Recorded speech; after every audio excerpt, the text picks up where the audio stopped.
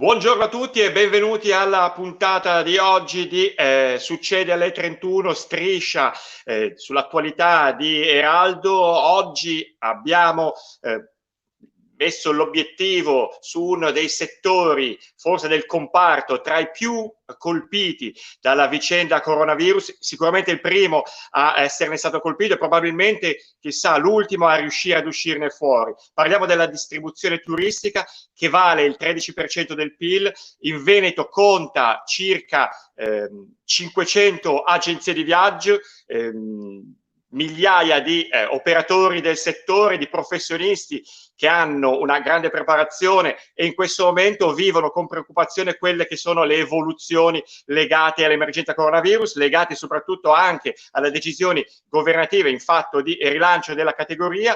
Ne parliamo con 4 esperti di turismo, 3 dal punto di vista più operativo e 1 nei panni di un avvocato. Li presento tutti. Innanzitutto do il benvenuto a Fausto Baldin, che ha un ruolo importante in quanto è referente della provincia di Verona, della FIAVET, che è una sorta di federazione che unisce tutti gli operatori turistici italiani. Grazie Baldini di averci raggiunto oggi. Abbiamo un agente di viaggio, Monica Bozzetto, che ringrazio, che è una rappresentante in questo senso delle agenzie di viaggio venete. Abbiamo detto circa 500 professionisti impegnati sul campo, anche durante il grazie Monica, anche durante il periodo di lockdown. Ringrazio il terzo protagonista, un volto noto nel mondo del turismo, ha ricoperto anche il ruolo di presidente di FIAVET Veneto, Renato Bellomi. Grazie Renato di averci raggiunto. E buongiorno. Ultimo ma non ultimo, andremo con l'avvocato carceriere, a cui do il benvenuto, a sviscerare meglio la questione legata agli incentivi, soprattutto in termini di bonus vacanza e voucher. Grazie avvocato. Buongiorno. Buongiorno Paolo, buongiorno a tutti. Direi di iniziare subito, entriamo nel vivo con Baldin, che è anche titolare di un operatore turistico, oltre a rappresentare FIAVET nel territorio veronese.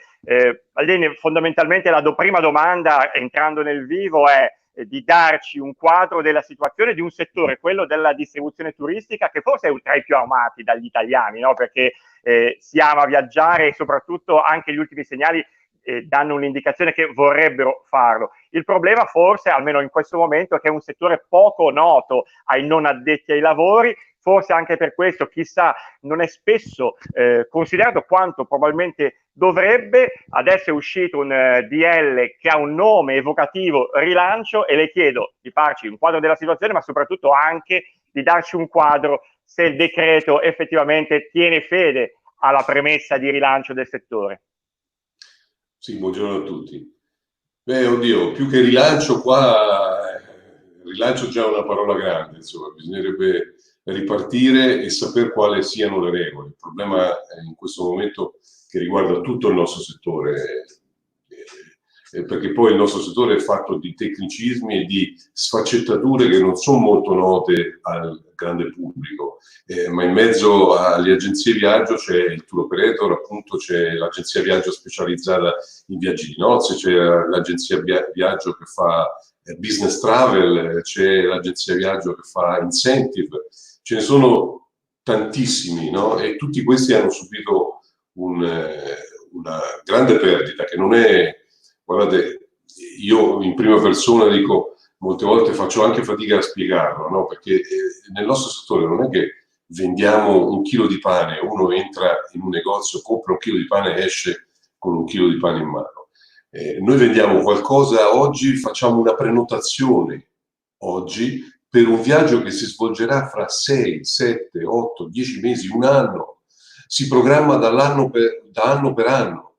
Quindi anche quello che diciamo è uscito dal decreto Rilancio Italia, diciamo, non ha tenuto conto, c'è qualche manovra che può essere interessante, sicuramente coglieremo, ma dovremo andare poi subito a cercare di far capire i nostri tecnicismi, perché anche il contributo a fondo perduto sul fatturato, il fatturato preso in un mese non è indicativo di quello che è il nostro lavoro. il nostro lavoro intendo per tutti quanti, i settori delle agenzie di viaggio.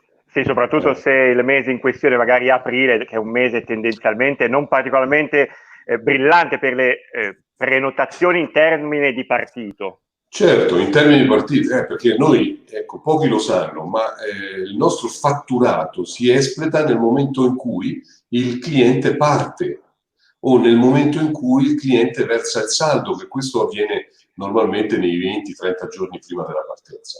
Quindi è quello il momento. Noi magari abbiamo 1 milione di euro di prenotazioni nel mese di aprile che fattureremo poi nel mese di settembre, agosto, luglio.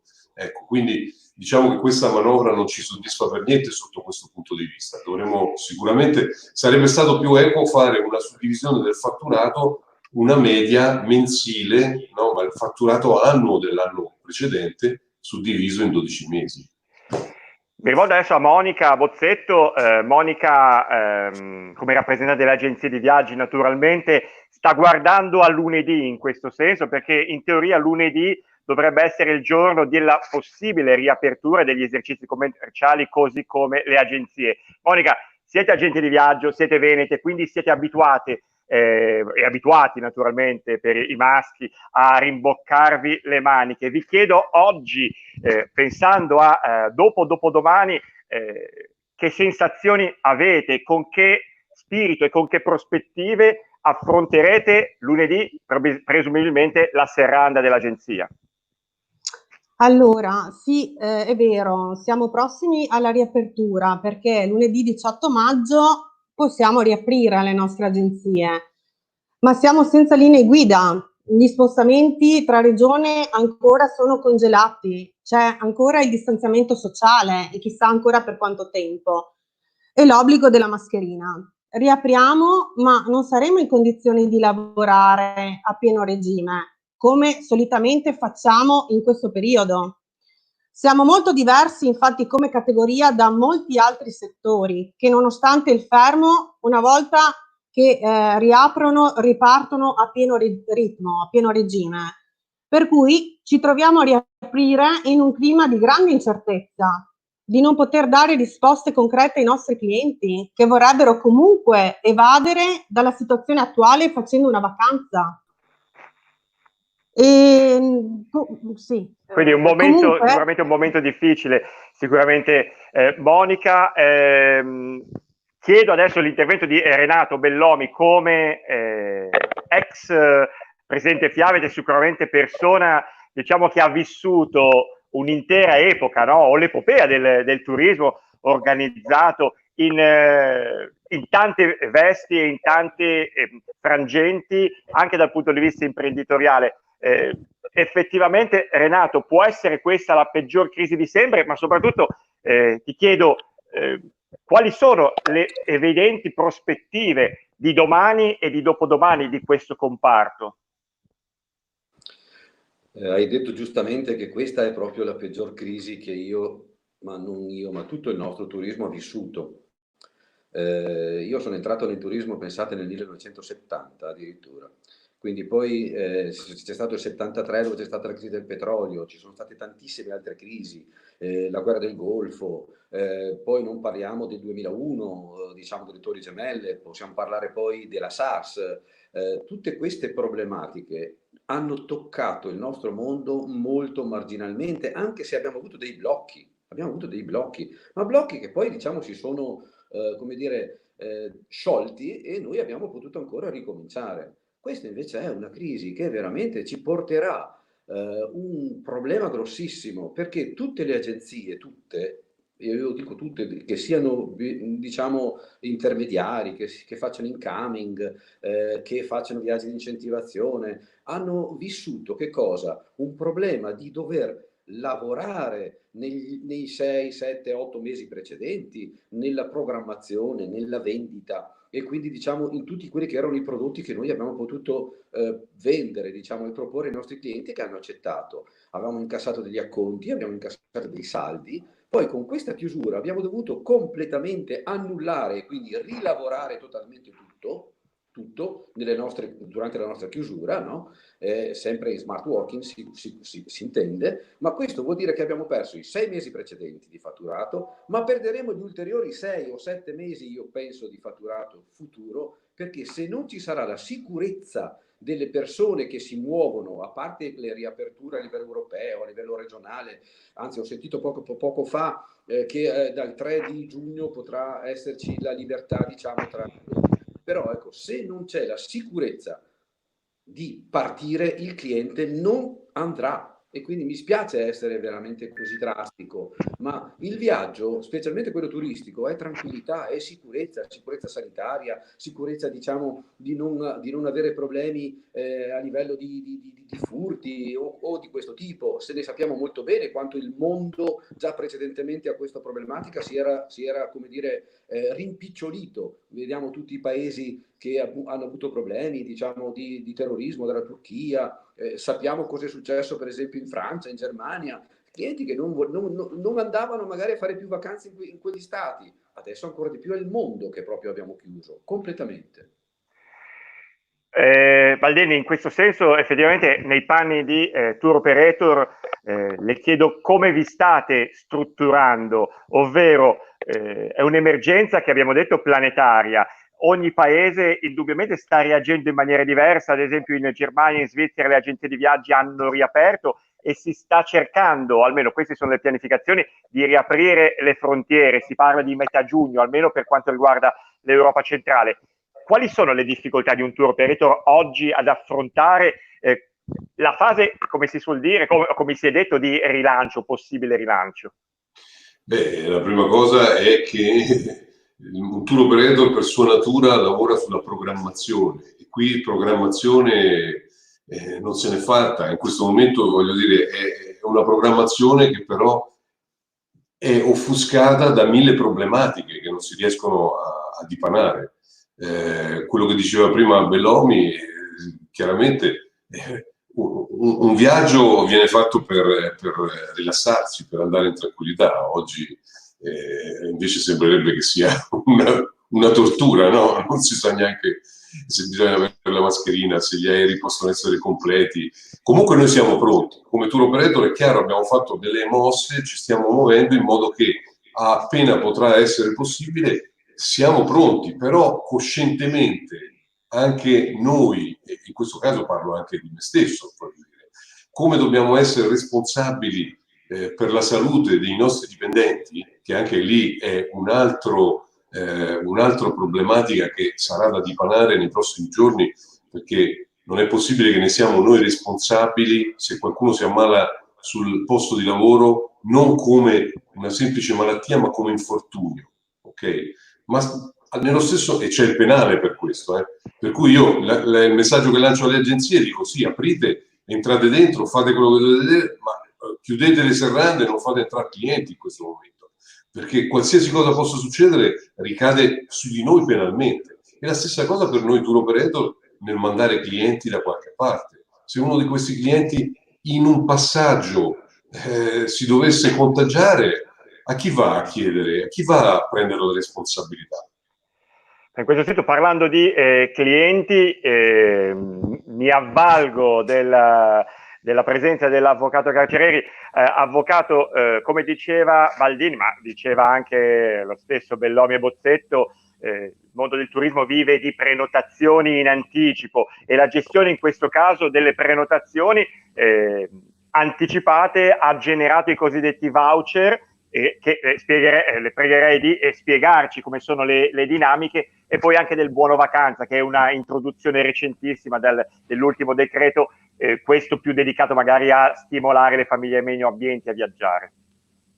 Certo, dice bene Paolo.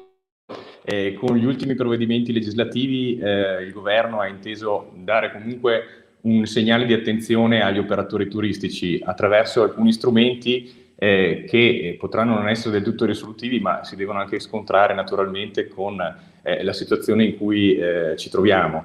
Innanzitutto appunto ha previsto la possibilità di rimborsare quelli che sono stati gli acconti, le caparre versate dai clienti tramite voucher e non più tramite somme in denaro, nel senso che derogando a quella che era la previsione del codice del turismo, ora è stata rimessa all'operatore turistico l'opzione, la scelta di se rimborsare tramite voucher o tramite rimborso in denaro, mentre prima questa scelta era appannaggio dell'utente, del viaggiatore, del consumatore. C'è anche da dire che ovviamente questa novità legislativa è stata accolta con favore dagli operatori del settore, dalle agenzie di viaggio, dai tour operator.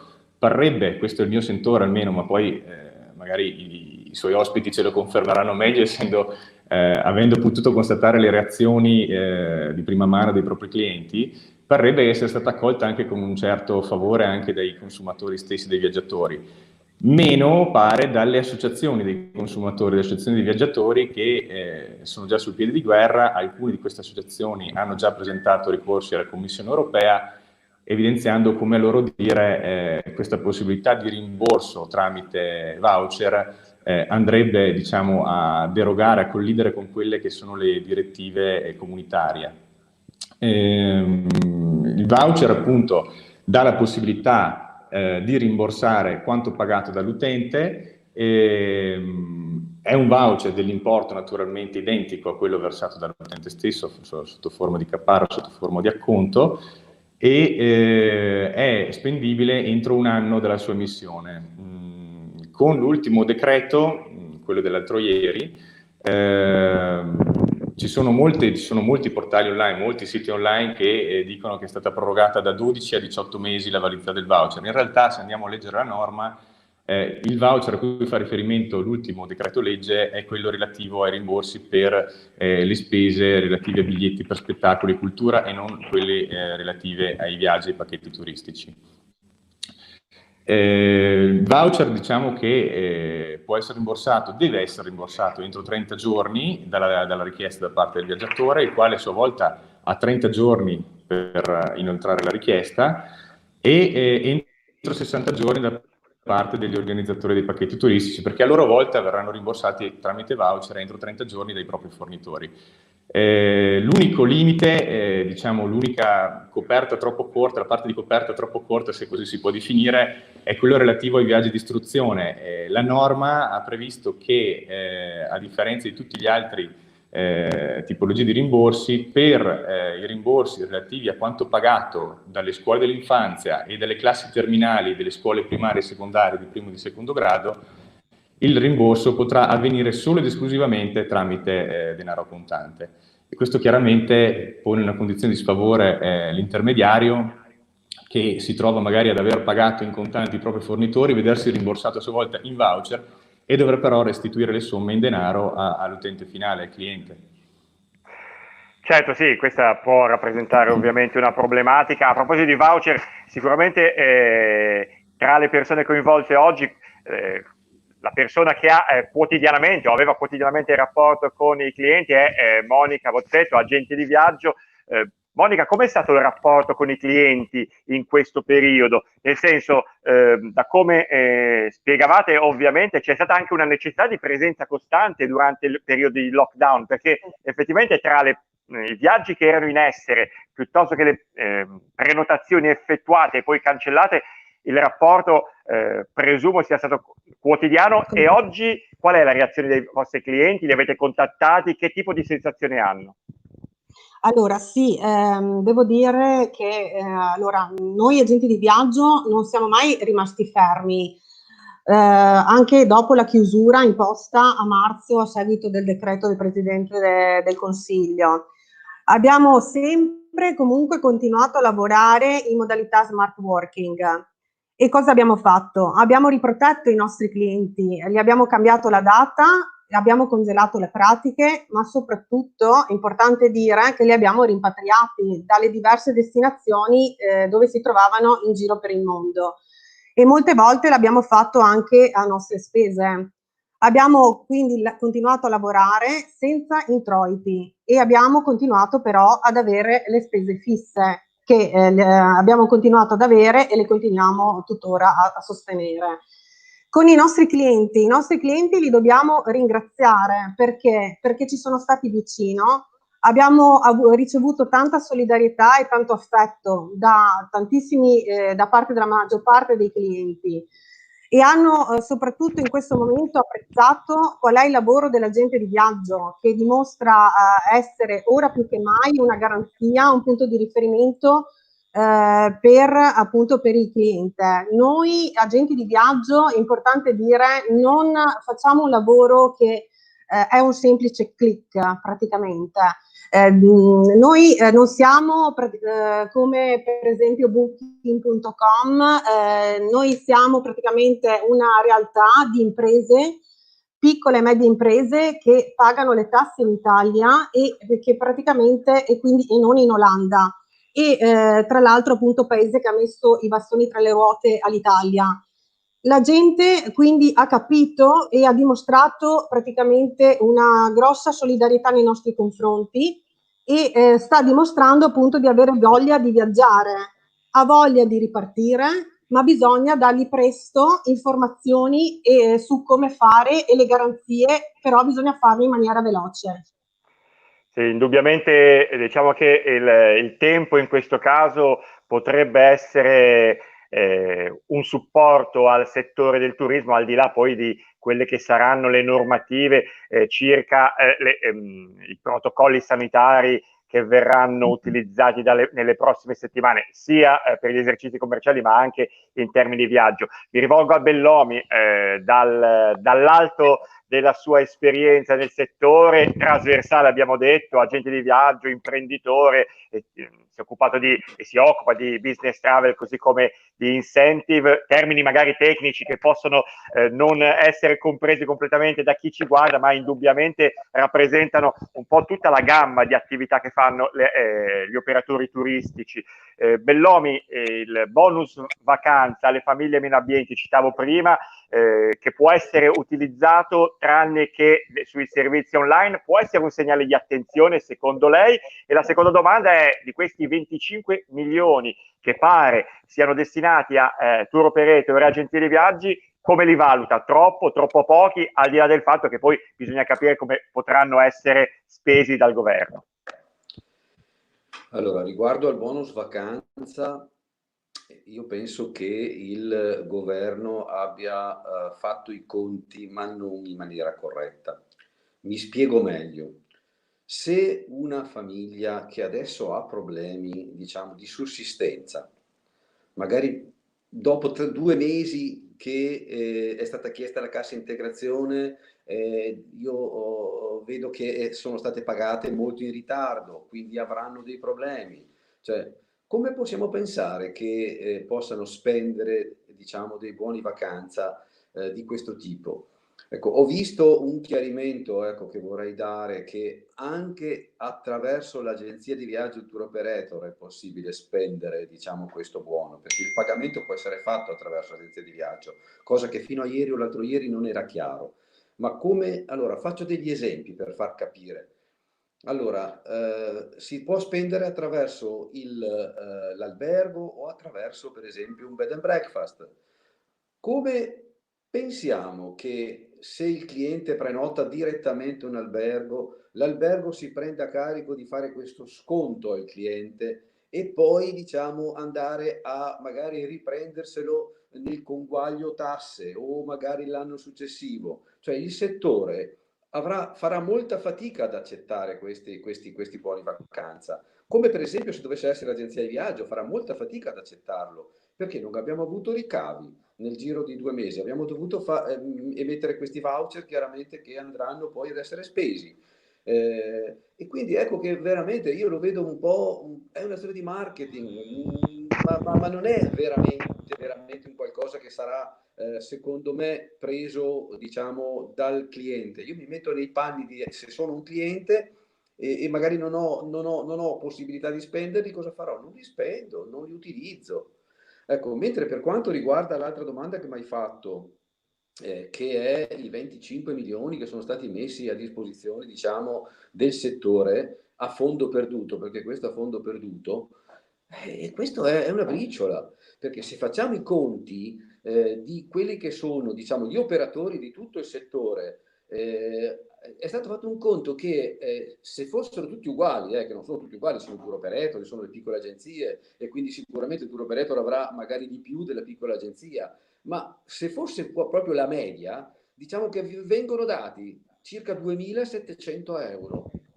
2.700 euro sono niente, perché c'è da pagare, d'accordo, l'affitto degli uffici, da pagare, anticipare, come è successo effettivamente a tante aziende, addirittura a tutti i nostri dipendenti, come è successo per la mia azienda, anticipare gli stipendi di marzo e di aprile, perché la cassa integrazione è arrivata ieri, l'altro ieri.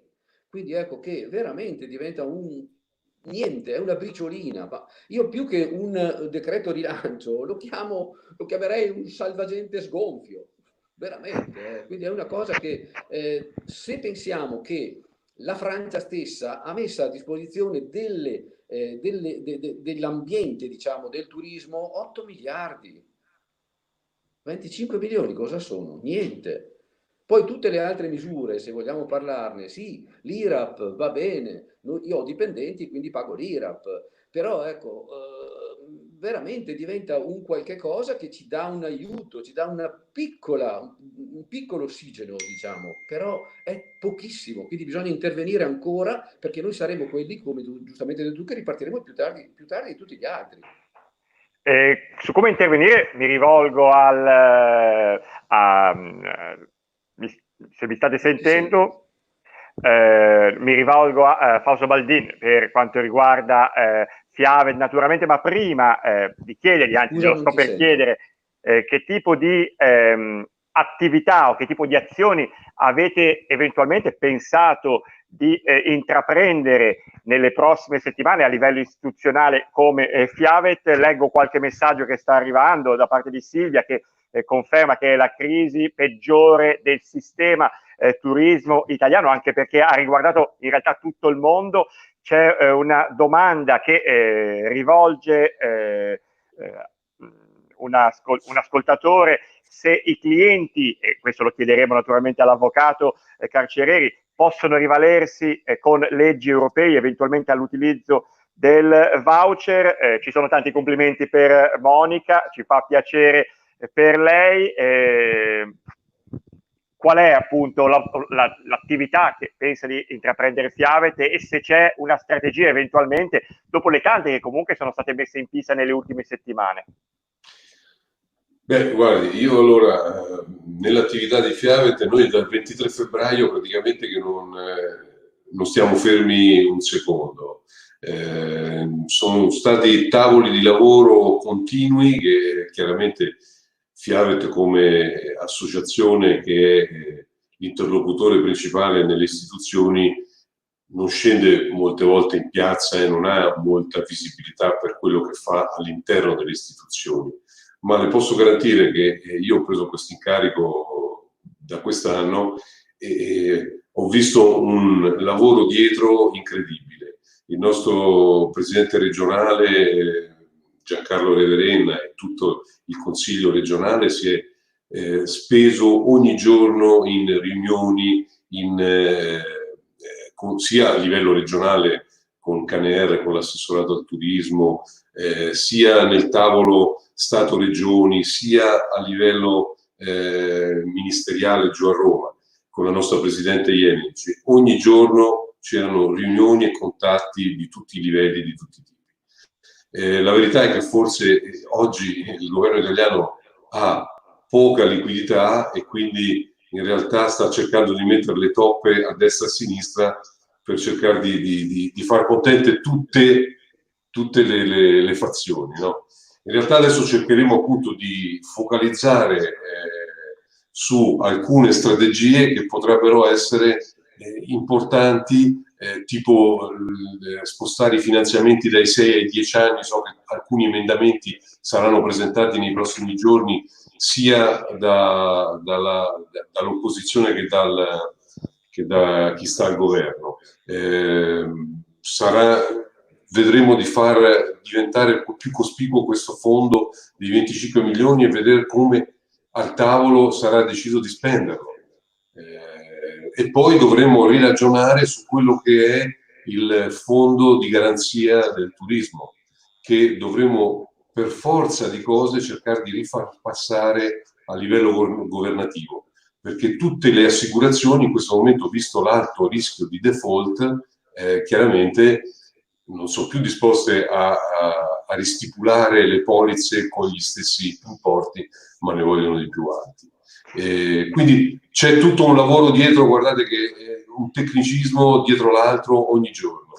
Quindi io adesso l'unica, per non dare solo il quadro negativo, vorrei dire, da questa crisi l'unica cosa che io auguro, e sono sicuro di questo, può essere una ripartenza, piano piano ovviamente nei tempi così, forse di un turismo più consapevole e meno low cost. Questo sarà sicuramente nel breve, quindi questo valorizzerà molto di più il lavoro delle agenzie e la professionalità di agenzie e tour operator, chiaramente. Indubbiamente.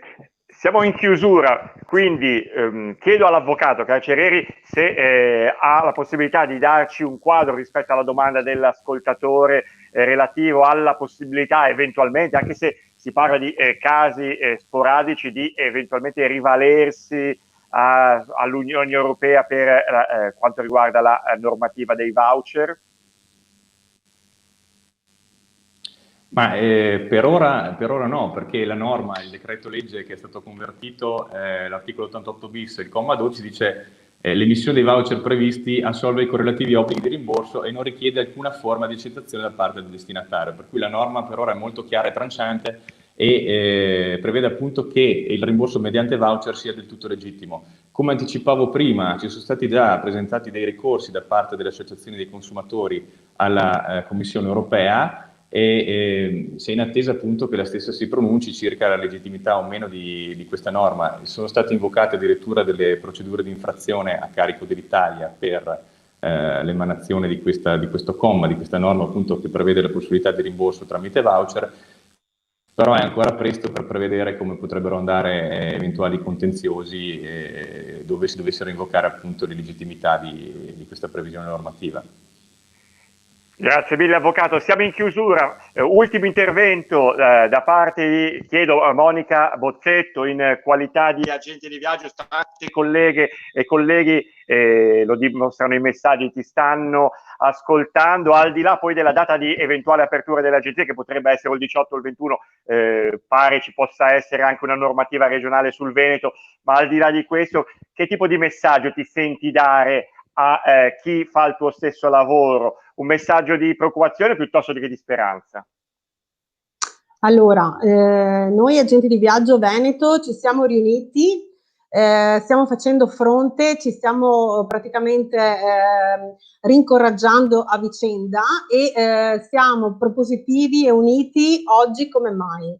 Veramente il nostro settore finora non era mai stato unito come in questo momento. Ci siamo appunto, abbiamo creato un gruppo su Facebook e praticamente ci scambiamo tutte le comunicazioni e stiamo rilanciando tutti uniti il nostro settore.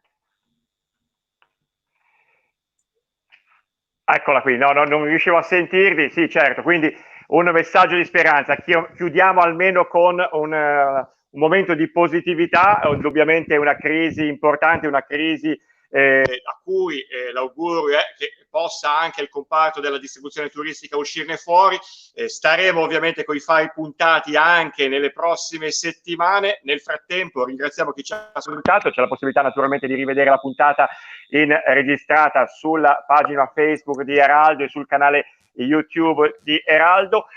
Succede alle 31, tornerà domani, cambia l'orario alle 18:31, puntata dedicata al teatro, all'arte, c'è un ospite importante a livello sia territoriale che nazionale, Alessandro Arderloni, regista, autore, direttore artistico, vale per tutti, tra le altre l'organizzazione del Festival della Lessigna. Con lui dialogheranno Ernesto Kiffer e Serena Dei.